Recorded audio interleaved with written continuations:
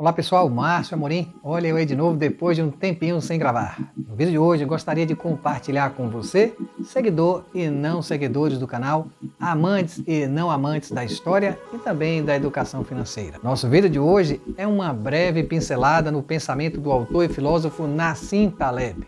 Aqui não me proponho a discorrer sobre os conceitos técnicos do livro, sim esclarecer a ideia central, para que dessa forma o pequeno investidor iniciante que não tenha tempo de ler ao livro possa ter uma noção mais aprofundada do que é este tão falado tal de cisne negro que muito se fala na internet. E de quebra, como podemos tirar proveito, money dele. Para maiores informações, aqueles que queiram se aprofundar mais um pouco neste tipo de assunto, o livro contém cerca de aproximadamente 375 páginas e é considerado por muitos influenciadores digitais um livro denso, obscuro e de difícil interpretação. Lembro que eu não compactuo com esta opinião. Na minha opinião, aquelas pessoas que já estão habituadas a leituras mais elaboradas, acredito que não terão dificuldades com o conteúdo. Já para aquelas pessoas que não têm o hábito da leitura, mas mesmo assim querem aprender a ler esse tipo de conteúdo, tenho umas dicas básicas e infalíveis para melhorarem a leitura e também a interpretação. Anotem-as, por favor, porque elas valem ouro. E a minha sugestão é que leiam ao livro no mínimo 2 vezes de preferência, sempre com a mente descansada. E também em voz alta, para si mesmo e em um ambiente mais tranquilo, grifando sempre que possível aos tópicos que abrirem a estas dúvidas. E tenham sempre um dicionário em mãos. Estas são uma das armas dos bons leitores. Mais à frente você perceberá que, ao se manter firme no propósito da leitura, o próprio livro vai lhe revelando as respostas à medida que avançar com disciplina na leitura. Deixadas as nossas sugestões, vamos ao que interessa. O Taleb, nesta obra, pessoal, parte da ideia central de que o cisne negro é um evento, um acontecimento inesperado de grandes proporções globais, que tem sua origem na nossa incompreensão das probabilidades e das surpresas. E acrescenta, nós seres humanos, infelizmente, somos alheios a esta tal de aleatoriedade, principalmente dos grandes acontecimentos. E isto tem uma explicação, talvez, em nosso gene humano. Explica, nosso aparato emocional é projetado para seguir padrões biológicos de pensamento. E para mostrar que o Taleb está sim correto nesta afirmação, vamos relembrar alguns fatos históricos do passado para vermos de como nós, seres humanos, somos sim de fato afetados por essa miopia cega quando os assuntos são os grandes acontecimentos. Quer ver isso? Então vamos lá. Mas primeiro o que vou mostrar são os pequenos acontecimentos de escala menor, que servem como título de informação a nível de Brasil. Não são considerados cisnes negros, mas é bom lembrar. Então, quem não se lembra lá do ano de 2018, lá nós tivemos greve dos caminhoneiros, Operação Lava Jato, delações premiadas, continuidade dos escândalos da Petrobras e o impeachment da então presidente Dilma Rousseff e outros mais. Só nesse período, a Bolsa de Valores daqui chegou a despencar em um único dia 20% do seu valor, abrindo a um que chamamos de Circuit Break, que é o nome que se dá a um sistema de segurança utilizado pela Bolsa de Valores do Brasil, que bloqueia as operações durante o dia até as coisas se normalizarem. Caiu então o índice em 20%, as operações são encerradas naquele dia para se evitar ao pânico generalizado. E voltando a funcionar somente quando o ânimo dos investidores estiverem mais calmos. E retornando aos nossos exemplos, agora lá em meados de 2001, também tivemos as inesquecíveis crises hídricas que geraram os famosos apagões, que fizeram a energia ficar mais cara e trouxeram instabilidade econômica e insegurança aos estados brasileiros.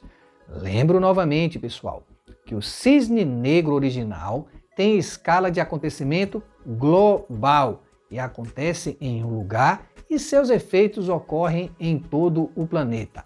Agora vou mostrar alguns exemplos de cisnes negros de grandes magnitudes. E quem já não se esqueceu da bolha imobiliária americana de 2008, que conhecemos como a quebra do subprime, e que tem um filme muito bom e bem bacana no Netflix, chamado A Grande Aposta. Este acontecimento reverberou na Bolsa de Valores de todo o planeta, principalmente nos países subdesenvolvidos. Também em 2001 tivemos os atentados terroristas de 11 de setembro das Torres Gêmeas, sendo este um classicão de cisne negro, pois ninguém poderia prever que terroristas pegariam 2 aviões Boeing abarrotados de combustível e jogasse em cima das Torres Gêmeas. Também neste mesmo período surgiram a bolha das chamadas .com, que eram empresas formadas por sua maioria por companhias de internet e tecnologia, como a antiga IBM, a Microsoft e a extinta Ericsson. Agora indo só mais um pouquinho para trás, lá na década de 90, exatamente em 1991, aconteceu a Guerra do Kuwait, ou Kuwait. Os Estados Unidos enfrentaram o Iraque do então presidente Saddam Hussein após o Iraque invadir o Kuwait para roubar seus poços de petróleo. Esta guerra na época gerou uma hiperinflação. E isso aconteceu por causa dos preços do barril de petróleo que estavam nas alturas, porque Saddam Hussein mandou, logo após a sua saída deste país, incendiar a produção inteira de petróleo nestes poços lá no Kuwait. Agora, pessoal, apenas 4 anos antes da Guerra do Kuwait, agora em 1987, tivemos mais uma quebra da Bolsa de Valores americana, e que também, como já sabemos, gerou, como sempre, mais inflações em todo o planeta. Aqui no Brasil, eu era bem garotinho neste período, mas lembro da dureza com que minha mãe teve que lidar com estes acontecimentos, principalmente no contexto de hiperinflação. Tudo era mais caro: alimentação, vestuário e combustível. Quem não se lembra da corrida do gás de cozinha naquela época? Éramos 5 filhos com uma única mãe viúva. Nesta época, estava em voga a criação de vários planos furados da vida, que foi uma das medidas de tantas que o governo brasileiro tentou usar, sem sucesso algum, para barrar a alta da inflação, que naquele período passava-se dos 20% ao mês.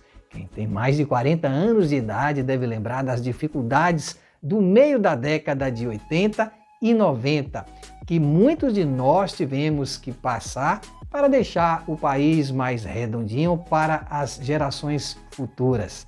Por fim, não poderia de citar a pandemia de Covid de 2020 a 2022, que parece que, pelo andar da carruagem, também terá o mesmo fim: o esquecimento míope dos seres humanos. Como já havia dito antes, repito, estes acontecimentos foram imprevisíveis e ninguém imaginaria que poderiam acontecer. Por isso, o Taleb chama-os de cisnes negros. E o que tem a ver com isso? Você deve estar se perguntando, e eu digo: nós, piabinhas do investimento, temos muito a ganhar com isso, principalmente se formos iniciantes, porque o Taleb afirma categoricamente que precisamos tirar o máximo possível de proveito das situações adversas. Devemos nos prepararmos para elas, e isso acontece ao colecionarmos muitos cisnes negros ou eventos de alto poder de destruição econômica, aparente, do tipo positivo. No meu caso pessoal de vida, minha história começou a se desenrolar com maior rapidez entre 2013 e 2014, no que eu digo a investimentos.